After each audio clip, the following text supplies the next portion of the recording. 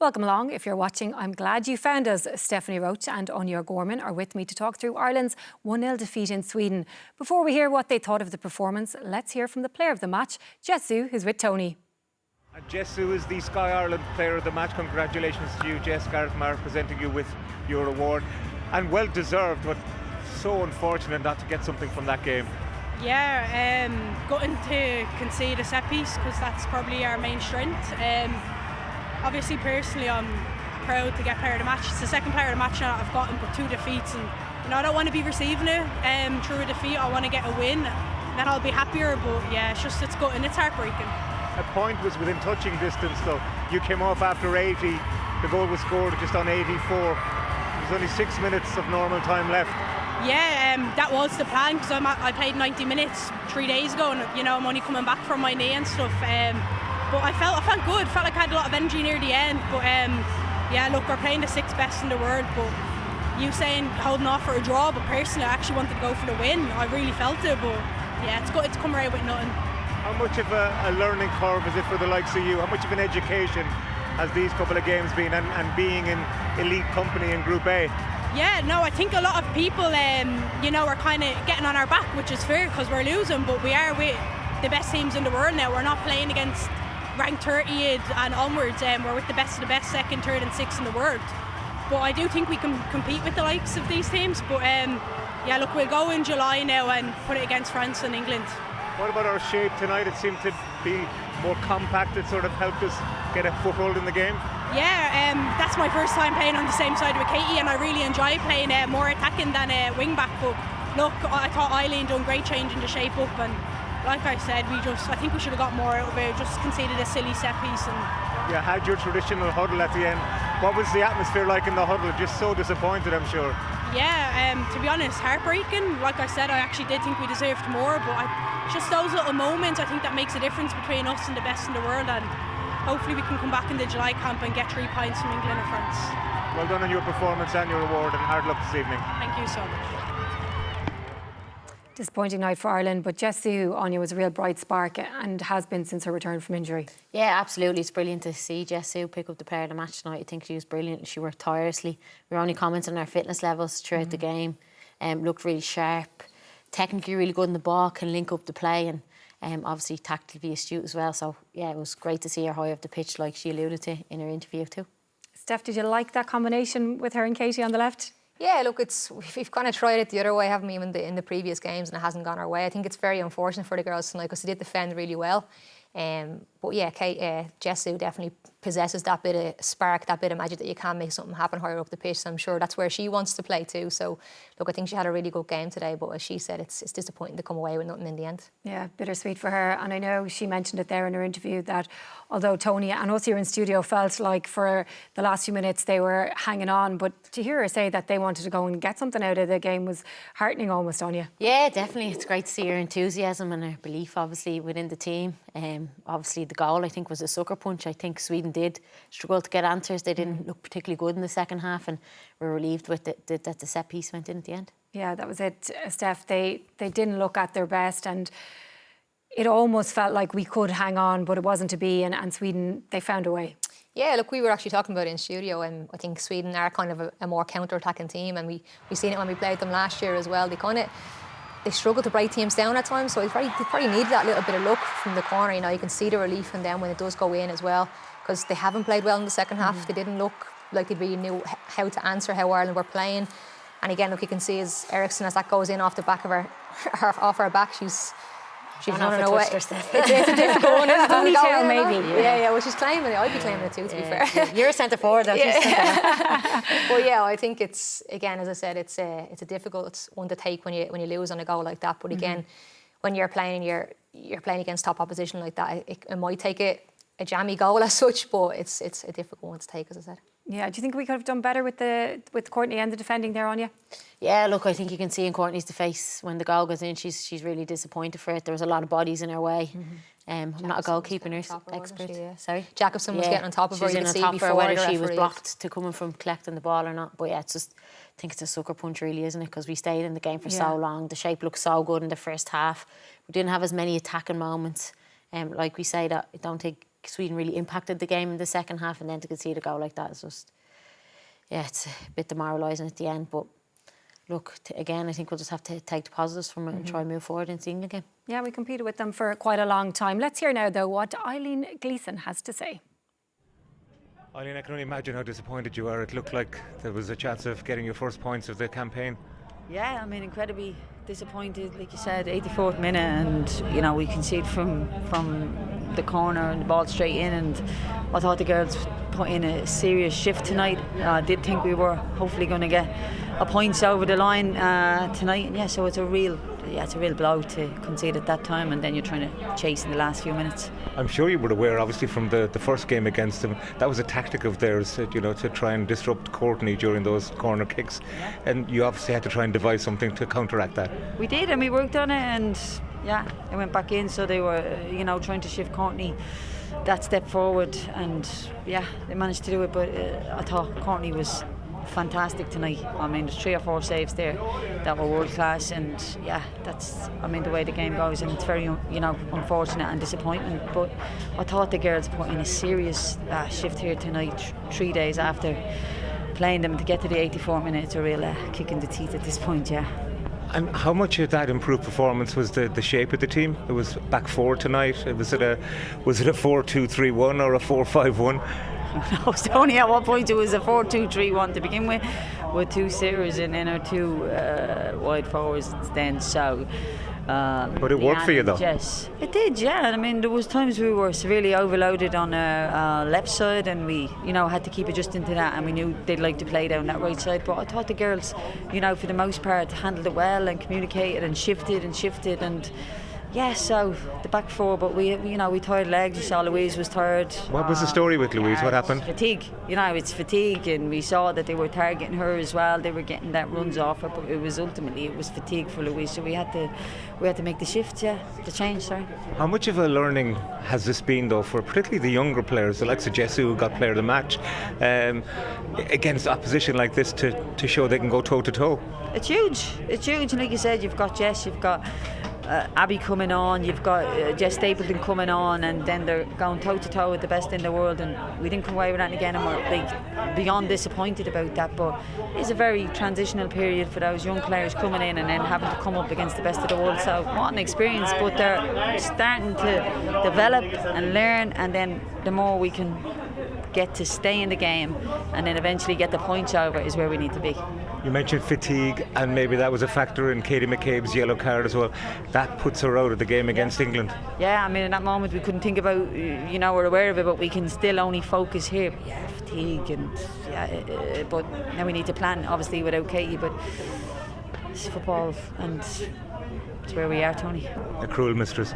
It really is, but you know, I am proud of the girls, and I am proud of the work rate tonight, and I'm proud of the players that come off the bench and the young players coming through, and you know, they're trying to impact them. Also, you know, super proud of the shift Aoife Mannion put in, Caitlin Hayes, Courtney saves. I mean, it was like 100% commitment, and we can't really ask for any more. Hard luck, well done. Thanks very much. Yeah, it really was a huge shift from that Ireland team, and she mentioned a couple of times, Anya, that they were going toe to toe with the best in the world. Are we expecting too much of them, though, to be able to go out and beat the best in the world? Should we our expectation be that they can compete with them and hopefully for as long as possible? Look, I think what Eileen said there, we need to stay in the game as long as we can, and we stayed in the game to the 84th minute, and then it was obviously a sucker punch, the goal we conceded as well. Yeah, look, it's great learning. I think Eileen alluded to Jess Stapleton coming on, Abby Larkin coming on. These are great experiences for these players as well, and it's only when you get out on the pitch at that level that you really learn what the level's like and how sharp. Like, you have to look at the group with France, England, Sweden, all who are probably going to compete for the European Championship this year. So, like, that's not to be taken lightly. Yeah, and I think that's an important point to make as well, Steph. The teams that are in our group are the ones that are going to be contesting for that final spot at the very least, probably, when they do go to the Euros, if they do go to the Euros. Yeah, well, that's it. And I think that's we're kind of at that in-between. We're talking about this transitional period for us. And I think when we played in League B, we're probably thinking that we're maybe a step ahead of that group. And then we come up here and it's a little bit harder when you're playing against the top teams, you know. So I think we do have to kind of be patient. It's probably going to take time before we're really being able to compete with them. But as Aine said, the commitment and the work right there from the players is never going to be in question. It's just those final moments and the goal, the chances we missed in the first game, obviously. And then tonight was probably a little bit unfortunate in terms of the goal we do concede in the end. But those fine margins are a big thing at this level, you know. And I think we're probably just a little bit off at the moment, but we will get there. And hopefully Aine can get us there in the near future. Are you seeing an evolution under Aine, Anya? Yeah, look, I love the four at the back, to be honest. I think we've been chatting about it a while and calling for it. And I think it worked really well tonight. And obviously the two holding midfielders and trying to get Leanne and Jessie higher at the pitch, playing off Ciara Carusa, holding up the ball. And we had moments where we got forward tonight. We probably didn't create as good chances as we did in the Viva, but we conceded more chances as well. So it's just about getting the balance right within the team. But yeah, I was really positive about the back four, and I'd love to see that going forward. It's great to be able to change our formations. Yeah, and look, we saw some new personnel added as well too today, and one of them was Leanne Kiernan. She spoke to Tony O'Donoghue just now. Leanne, you were on the pitch for 80 tough minutes. I mean, what an effort from Ireland tonight. It's so unfortunate not to get anything out of that game. Yeah, for sure, it was a tough battle. We knew going into it, listen, we're playing some of the best teams in the world. I felt like the girls should be proud of themselves. We put in a good performance and just proved that we could stick with teams like that. It just unfortunately didn't go our way today, but there'll always be another day. You mentioned battle, and you were in the wars yourself, it seemed. I mean, you were bleeding from the nose there, I think. What happened there? I don't actually know. I think I went to jump for a header and I just got hit in the side of the face. But no, it was no big deal. I could still breathe, so it's all right. What a shift from Ireland. And do you think that the change of shape helped us to get a foothold in the game? Yeah, for sure. I feel like it helped with that overload in midfield and that, and it was quite defensively solid, unfortunately, till that set piece at the last few minutes. But listen, I thought we done us, the nation proud in that, and we go again. Yeah, again we'll be next month. It's hard to believe it's more games in July. Hopefully you'll be ready for England and France. How do you feel you've come on? You're back from injury, you've had 2 games now, and how's the body? Yeah, I feel good. Obviously there's no summer holidays then planned for playing in another month, but yeah, I'm feeling good. You know, I'm feeling back to my best, my confidence in that. It's nice to be back in the Ireland jersey and back in the starting lineup. And yeah, let's hope we can get a good result next month. A game, a few chances, but you did really present them with challenges. Your pace made a top-class backline really struggle at times. Yeah, for sure. I know I need to be a bit more clinical in my chances and that, but they'll come again. Leanne, thanks so much for talking to us. Thank you. Really appreciate it. Steph, we know that Leanne Kiernan is capable of scoring goals. Amber Barrett, the same. We've seen how many she scored in the Belgian League this year. Is it just a different level trying to score them when you're playing for Ireland and playing at international? Yeah, I think in fairness to Leanne, and we were talking about it off air, like they're putting in some shifts. You know, I think particularly playing with that formation we played tonight, it's kind of a little bit more compact, a bit more defensive, and you're expected to get up the other end of the pitch and make something happen too. So it's a difficult thing to do, you know. You're trying to really work off, limit the chances, and you're after doing some shift to get there, you know. So it can be difficult to have that quality in those moments. But again, these are players who will learn from that, and I think Leanne particularly has done really well for Liverpool in the league, you know. So she is a player that can definitely get goals. It's her first start in quite a while too. So look, I think if she can come in July, it's a difficult time to come in and play as well. July, like the girls finish their season in May, majority of them. Some are still playing, and you have this camp and then the next camp straight away. It's a difficult time to come in, so it will be interesting to see where the girls are at when they do come in for those games in July. It's a tough one to manage, I think, for Eileen as well. Some players like Katie, obviously, who's going to miss the game against England, but will need to be in for the France game. Need a holiday. Other players need to keep training, so yeah, it's going to be tough, but everyone's in the same boat. Steph, is this where the players want to be? Now, if we finish bottom of our group, then we're going to be back. Very swift return to Group B. Where do you think is better for this Ireland team? Yeah, I think, as I said before, I think we can compete with the top teams. We've shown that we can go out and play, and we've done well tonight. We're unfortunate to lose the game tonight.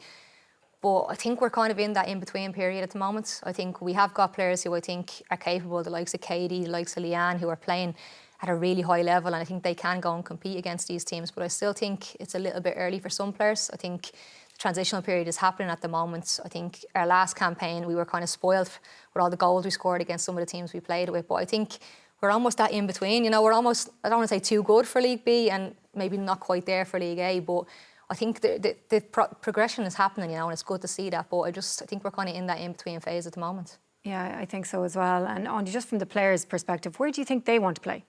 Yeah, look, you want to be playing the best teams, but I think this group, we're talking about being in League A, but this is like the elite of League A as well, so that obviously hasn't helped the situation. I think we're still under transformation with Eileen too, but we can't control that at the moment. We can only play what's put in front of us. Yeah, and I feel like she has a plan as well, so just going on the last couple of games. Time now, though, to hear from the Sweden manager, Peter Gerhardsson. Peter, congratulations once again to Sweden. Much more difficult for you tonight, I think.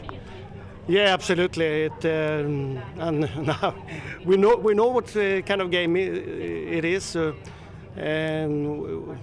I think our defense was pretty good all the way today, 90 minutes. But we have some problems to get behind the back lines to create big chances. Even if we have some, we have good corner kicks, technical, but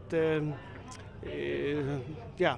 Tactically, it was one that was very good that we scored with. So we have in the World Cup, we were very good in set pieces in corner kicks. And the last game was 3 transitions, and now we were back on the track with a corner goal.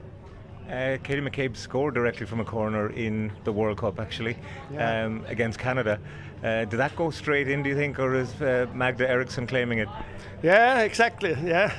So now we have my assistant coach Magnus and the goalkeeper trainer Leif is very, very clever. They're very, very skillful in looking at how we can do. And then it's always on set pieces, on corner kicks and so you need a good serve. And McCabe has a good serve, and Jonna Andersson has a good serve. So, and then it's what you do tactical. Well, part of the tactic, I guess, is trying to disrupt the goalkeeper, isn't it? Yeah, exactly.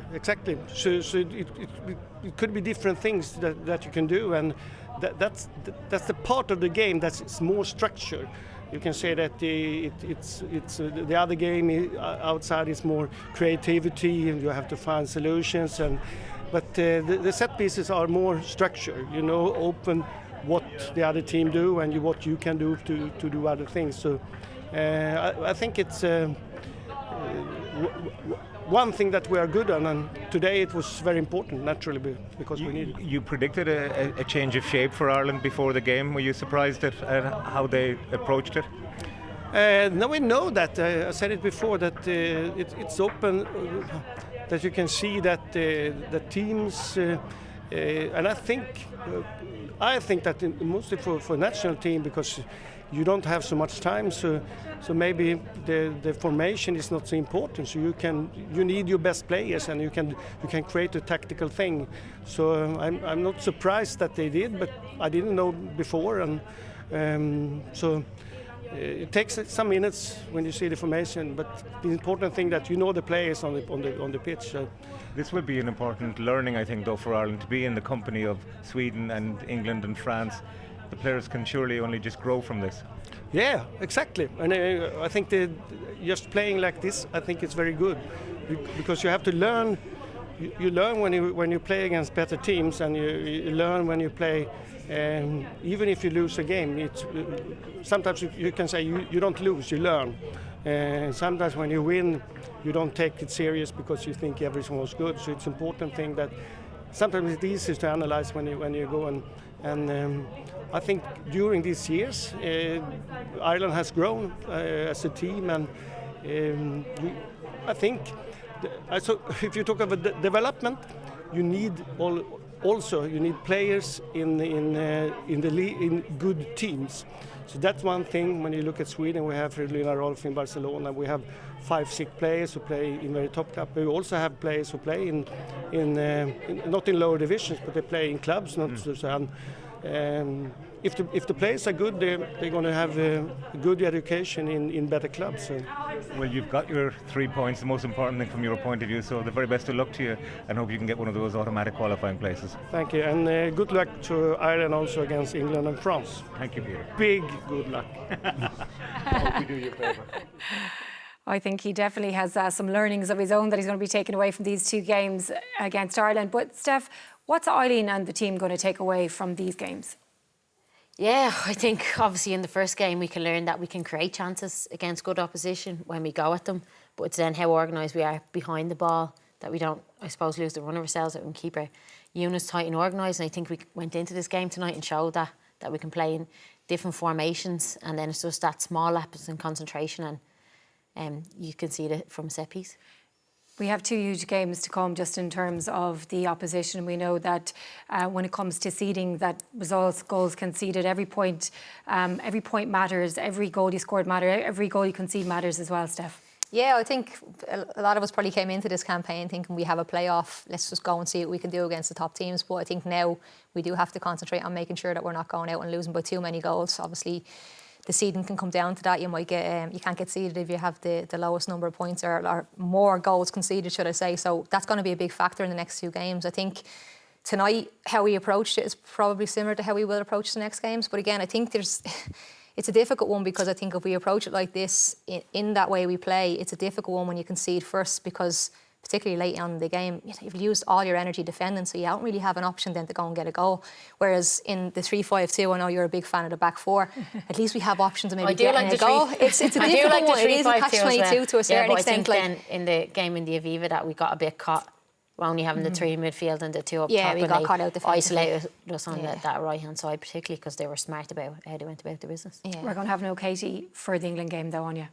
Yeah, Katie obviously will miss the England game. She'll be fresh for the France game though, so that's obviously a bonus. Hopefully we'll have Denise back in, Heather Payne back in as well, and we'll just have to take them as a plus. Obviously we'll miss our captain on the pitch against England, but it's a good opportunity for us to step up to the mark. And Steph, just in terms of positives, if we look over the last couple of games, what can we take away from them? I know defensively quite strong, goalkeeper always strong these days as well. Yeah, I think it's just learning playing against higher opposition. You know, I think how we kind of approach certain games. I think we've come from, I suppose, years of being that tough defensive team to be.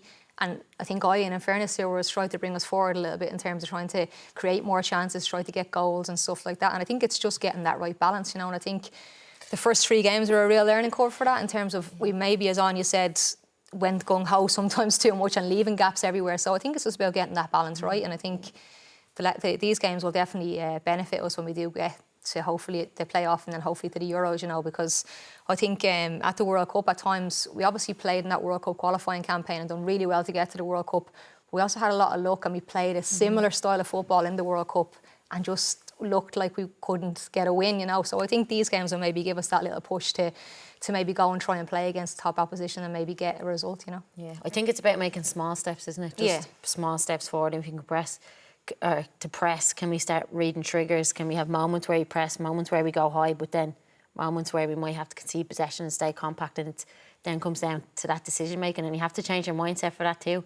Like I've played in a defensive low block for a long time, and always your reaction is stay to back. take a step back rather than a step forward, so that will come with time.